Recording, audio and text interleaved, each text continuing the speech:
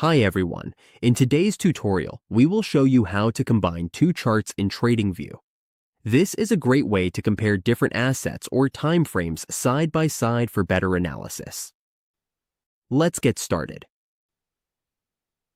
On your TradingView dashboard, if you want to view two charts at the same time, all you need to do is use the layout option in the upper right corner. From here, you can choose a vertical or horizontal layout.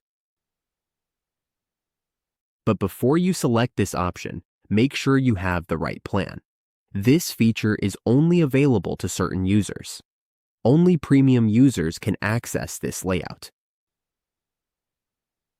You can also display multiple charts on one screen, depending on your preferences.